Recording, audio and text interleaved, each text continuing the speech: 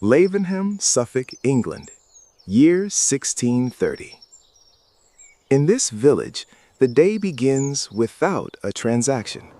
No stalls are raised, no goods are arranged for display, no coins are counted in the morning air.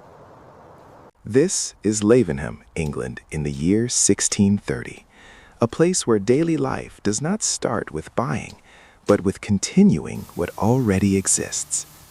Doors remain closed a little longer. Tools rest where they were left the night before. Food waits inside homes, not behind counters. Money exists here, but it is not urgent. It does not dictate the rhythm of the morning. Most days pass without a single purchase being made. What moves first is not trade, but routine. A walk through familiar streets, a glance at the weather, a return to work that does not require payment today. This is not poverty, and it is not isolation. It is a world where consumption is occasional and living comes first. To understand this place, we must set aside modern instincts and observe a day where nothing is bought, yet everything continues. Food does not arrive in this village. It is already present. Long before the day begins, it has been grown, stored, salted, dried, or baked. There is no need to search for it in the morning. No market is required today. Bread was made days ago and still holds its weight. Cheese rests in cool corners of the house. Root vegetables remain buried in earth or cellar. Meals are not chosen, they are accepted. What is eaten depends on season, preservation, and habit, not on preference or price. The kitchen is not a place of choice, but of continuity. Hands move with familiarity. Nothing is measured in money, only in portions, time, and necessity. In this world, food does not invite desire, it answers need. And because it is already here, no one must buy it today. Nothing here is new, and very little is meant to be replaced. Tools in this village are expected to last. When something breaks, it is repaired. When it wears down, it is reshaped. Wood is trimmed, not discarded. Iron is reforged, not thrown away. Handles are tightened. Edges are sharpened again. The value of an object is not in its novelty, but in how long it continues to function. There is no urgency to acquire something different. Only the need to make what already exists work once more. Each tool carries signs of earlier use, marks left by previous hands, evidence of time, not failure. Here, replacement is rare. Reuse is normal. Because when buying is occasional, maintenance becomes essential.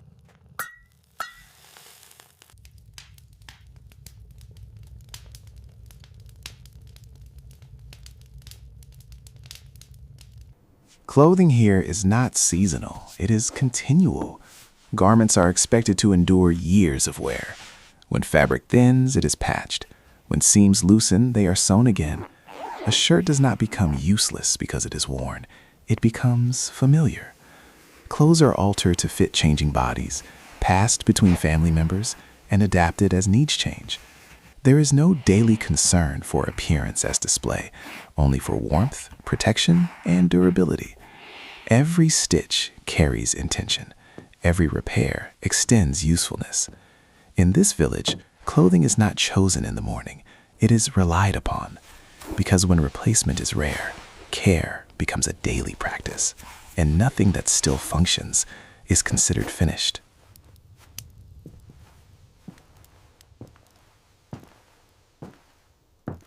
Work fills the day, but money does not shape it. Tasks begin without negotiation or payment. Fields are tended because food will be needed. Meals are prepared because people must eat.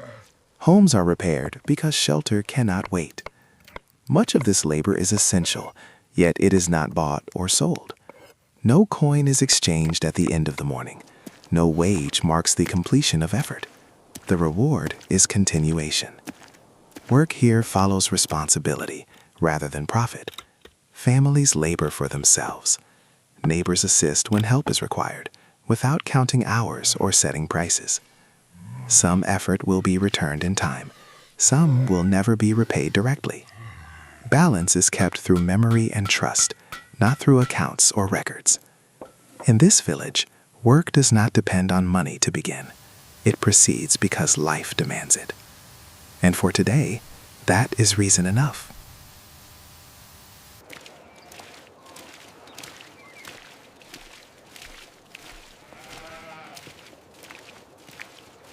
Help moves through the village without being priced. A tool is borrowed. A hand is offered. A task is shared. Nothing is written down. Nothing is calculated. Exchange here is based on familiarity. People know who can help and who will need help later. A neighbor assists with a repair. Another shares labor during harvest. The return is not immediate, and it is not identical. What matters is that it will come. Trust replaces transaction. Memory replaces record. This system is not efficient by modern standards, but it is stable.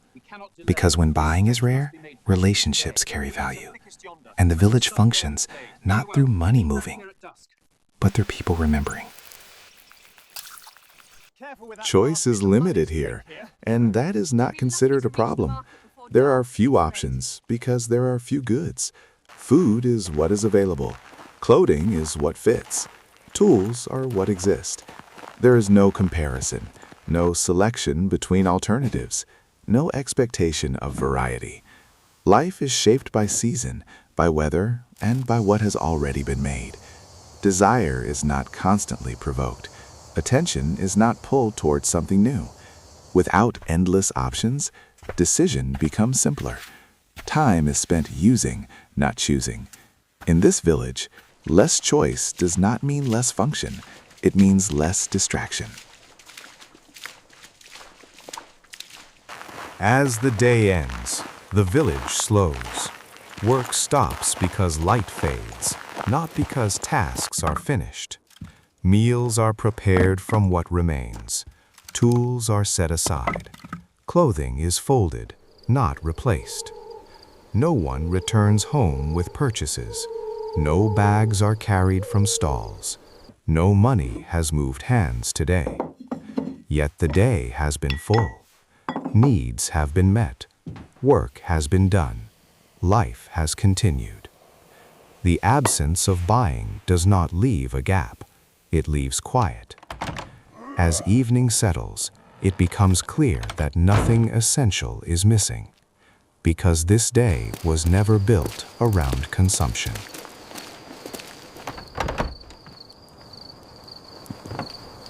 Money is present in this village. Coins exist. Markets exist. But they are not daily. Buying is occasional, reserved for specific moments, specific needs, specific times. Most days do not require it.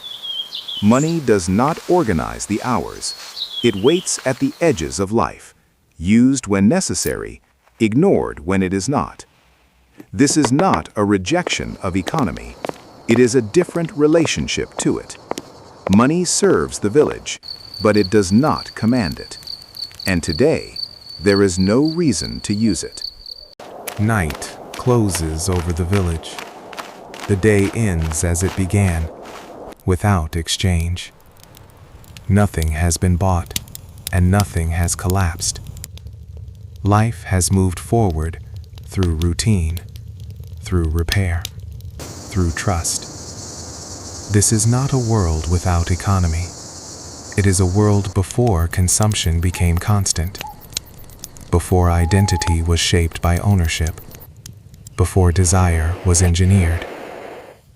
In Lavenham, in the year 1630, living does not require buying every day. It requires continuity. And tomorrow, the same quiet system will begin again.